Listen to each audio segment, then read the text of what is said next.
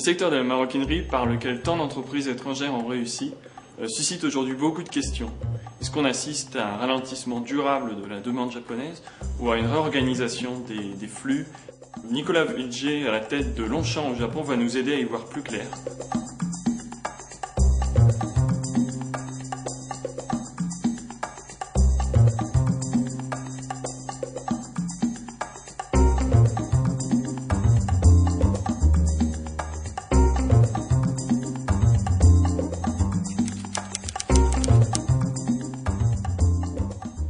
Alors aujourd'hui, le marché de la maroquinerie au Japon, il est, comme d'autres pays, éventuellement scindé entre une partie assez luxe, hein, avec des marques importées qui sont les mêmes que celles qu'on peut trouver en Europe ou dans d'autres pays d'Asie, beaucoup de marques françaises évidemment, des marques italiennes, qui sont représentées pour la plupart dans les grands magasins et avec des boutiques sur rue.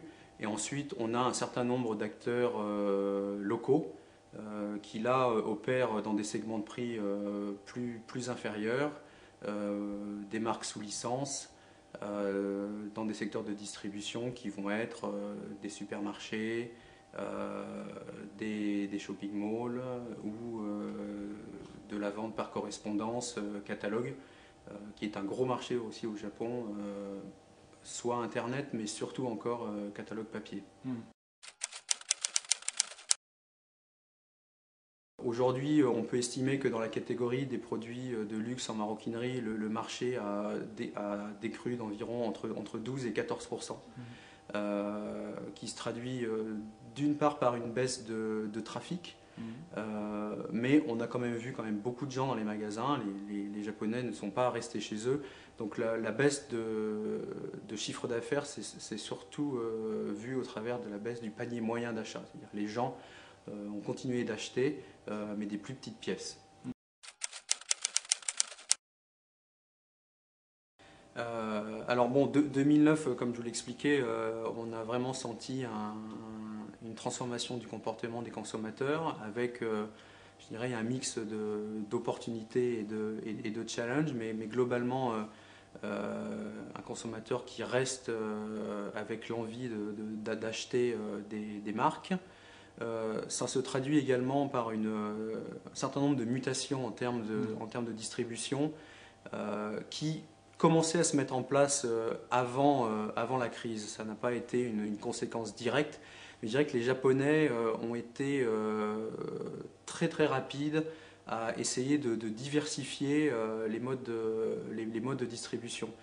Alors très traditionnellement, les grands magasins occupaient et occupent encore une place dominante au sein de l'industrie de la maroquinerie au Japon.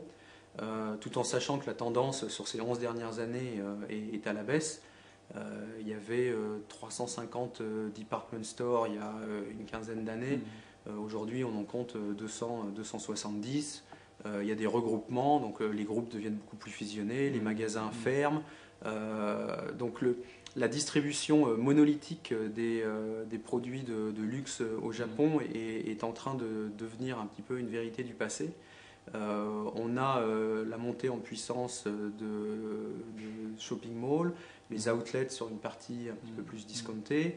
Il y a des initiatives également dans les gares. Vous savez que les gares sont des lieux de passage assez fréquentés. Donc il y a vraiment une intelligence de ces développeurs, de sociétés d'urbanisme, à vraiment créer des nouvelles poches de vie, des nouvelles poches de consommation, avec des formats plus chaleureux, plus diversifié, où on peut aller avec ses enfants, son mari, vraiment ce que j'appelle moi le retailtainment, où on n'y va pas juste pour une destination, pour une marque, mais il y a vraiment toute une panoplie allant du cinéma, des restaurants, et ça c'est des choses qui sont vraiment développées, pas seulement dans le monde de Tokyo, mais à travers le Japon.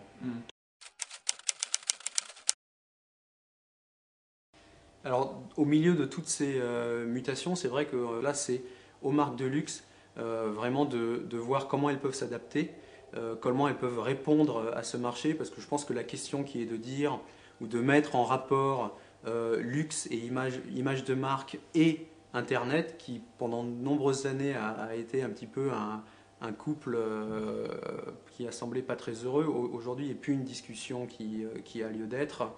C'est vraiment aux marques de luxe qui ont pris du retard par rapport aux marques locales ou par rapport aux marques plus de masse, d'apprendre ce nouveau média, de se lancer, parce que c'est pas du tout une expérience qu'on peut apprendre dans les livres ou en dépensant beaucoup d'argent en études de marché. C'est vrai qu'on sort de notre zone de confort, on est habitué à voir des magasins, des vitrines, une porte qu'on pousse, des vendeuses qui accueillent, des produits sur des étagères. Là, on passe sur un monde complètement dématérialisé où les mesures de performance sont des mesures, le temps passé sur une page, le nombre de clics.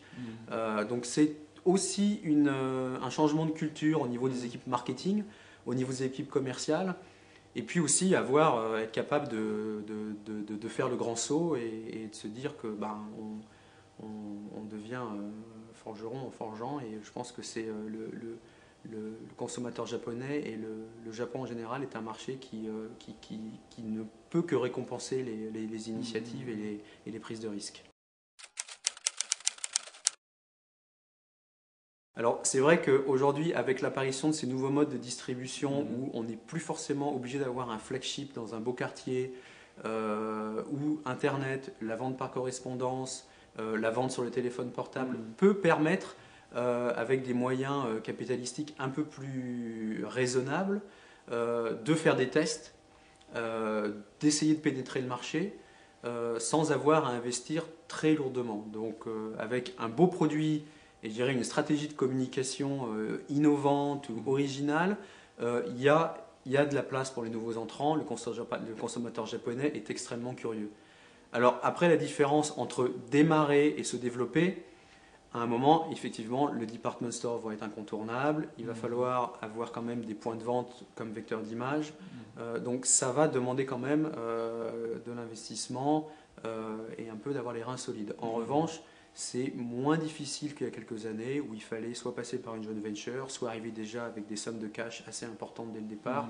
Il y a des moyens d'arriver maintenant avec des méthodes plus dématérialisées et le téléphone portable est clairement une opportunité qui n'existe quasiment qu'au Japon, mais qui aujourd'hui représente une opportunité assez intéressante. Nous, on a ouvert pour une opération récemment un site de réservation en ligne par un téléphone portable qui a attiré beaucoup de monde. Aujourd'hui, les taux de trafic sur notre site internet, sur le site portable, sont meilleurs sur le site portable.